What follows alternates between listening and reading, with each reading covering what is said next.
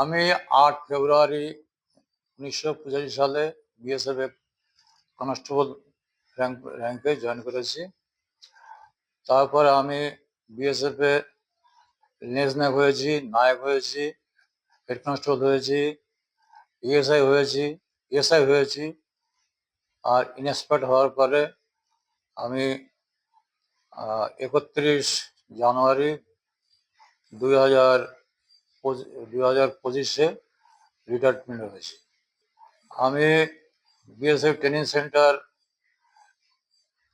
হাজারীবাগে training করেছি। Training করার পরে আমি কাশ্মীরে ডিউটি করেছি।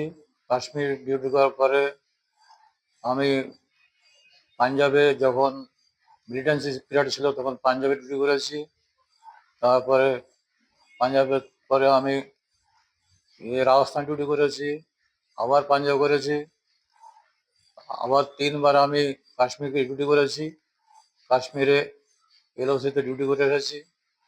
তারপরে আমি 3বার এসটিসিতে নতুন যারা রিক্রুট হয়েছে, যারা ট্রেনিং করতে হয়েছে তাদের ট্রেনিং দিয়েছি।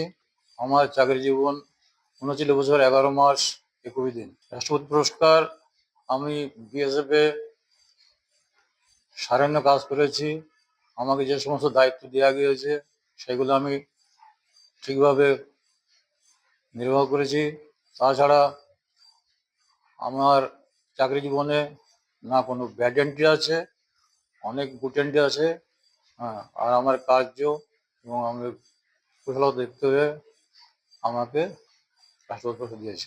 রাষ্ট্রপতি পুরস্কার 2024-এ 15 আগস্টে আমার নাম ডিক্লেয়ার হয়েছিল, কিন্তু তখন আমি দিতে পারিনি। এখন আমার রিটায়ারমেন্ট হওয়ার পরে এই 30 তারিখে কালকে আমাকে এখানে কলকাতার রাজ্যপাল শ্রী সিভি আনন্দ বোস প্রদান করেছে। পুরস্কার পেয়ে আমি খুব খুশি হয়েছি। আর আমি বলতে চাই যে কেউ এই চাকরিতে যাক না কেন, চাকরিতে যাওয়ার পরে দেশের জন্যে মন প্রাণ দিয়ে কাজ করা উচিত। আর দেশের জন্যে একটা সেবাভাব কি করে কার্য করা উচিত।